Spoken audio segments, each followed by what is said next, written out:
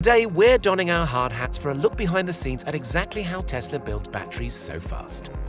Elon Musk has made no secret of the fact that one of the main stumbling blocks he faces on his way to weaning humanity off the internal combustion engine is the quality and capacity of the batteries his cars use. Making a car run on electricity is easy enough, apparently. But storing enough precious juice on board to make owning an electric car a comparable or even superior proposition than regular gas guzzlers has thus far proven elusive. And while other aspects of technology, most notably microchips and integrated circuits, have become exponentially more powerful and compact over time, battery tech has lagged behind, in both technical sophistication and the sheer ability to deliver and manufacture units at scale. For now, and over the next few years at least, Tesla works in partnership with Japanese electronics firm Panasonic, an old hand in the battery business. But rather than sending away to have batteries manufactured at a Panasonic plant, Elon Musk cleverly insisted Panasonic bring its production lines to the Tesla Gigafactory. This obviously has the benefit of nigh on eliminating stubborn shipping delays, but also, thanks to Musk's not inconsiderable resources, gives the battery design process space to breathe, in quite literally the largest building on planet Earth. Vast apparatus like the cathode press or cathode rollers fit comfortably in the mammoth facility, with plenty of scope to scale up, for instance, the cell aging process. Cell aging, since you ask, is an essential part of the battery cell manufacturing process. When a cell first rolls off the production line, it's entirely useless from a chemical standpoint, until that is a protective layer called the SEI, solid electrolyte interface, is allowed to form around the electrodes. This can take 10 to 12 days, although innovations at the Gigafactory have enabled Panasonic engineers to age cells in place as part of a whole battery and not individually, which is far more efficient and therefore quicker.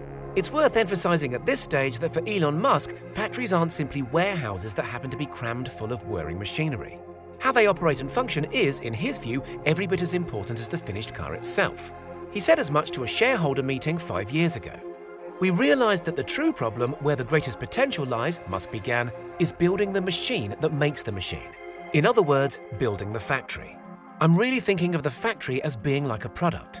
Therefore, almost no detail is left to chance. The Gigafactory itself, for instance, wasn't just plonked down at random on a conveniently flat bit of desert. Instead, the entire vast 15 million square feet plant lies on a rigorously precise north-south axis. Partly, this is in order to get the best out of the rooftop solar arrays, but also it helps streamline the sophisticated indoor navigation systems for the factory's small army of robots.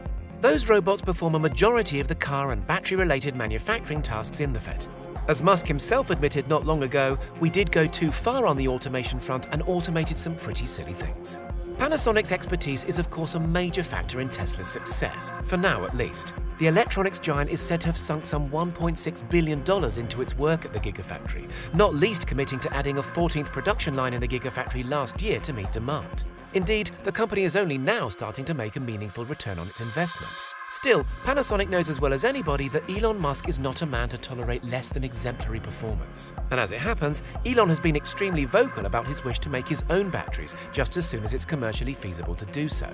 And although back in June, Tesla and Panasonic renewed their commitment to work together until 2023, Elon Musk is openly hiring engineers to begin building batteries in-house at Fremont, California, and at the forthcoming Gigafactory in Berlin.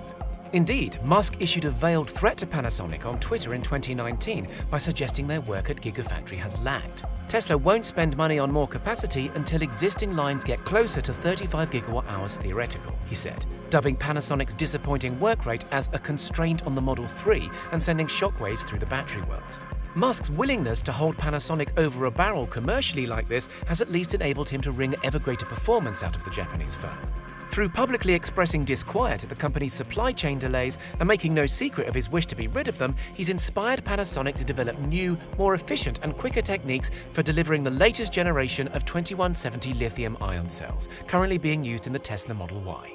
Denser, more efficient batteries like these, which largely supersede the older 18650 batteries Tesla previously used, is key to Tesla's vision of making electric cars even more efficient, quicker out of the factory, and crucially more affordable over the coming years. Elon Musk's very public, very ambitious claims, like his promise to deliver a $25,000 ticket price Tesla in the next couple of years, certainly serves to keep Panasonic's wits sharp and their production methods lean. As ever a man with his eye on the horizon, Elon Musk also looks forward to an era when rare, ethically problematic materials like lithium, and especially cobalt, can be eliminated from Tesla's manufacturing processes altogether. And in a September announcement, he brashly claimed Tesla is looking to produce 100 gigawatt-hours worth of battery cells reliably by 2022. That's enough for 1.4 million vehicles with or without help from Panasonic. So there you have it. Tesla builds batteries so fast by housing as much of the process as possible under one smart roof, and replacing fallible human hands with robotics, but only where appropriate. That and aggressive tactics with commercial partners, does Elon Musk drive his commercial partners and employees too hard in the ruthless pursuit of excellence? Let us know in the comments, and don't forget to hit subscribe for more supercharged tech content.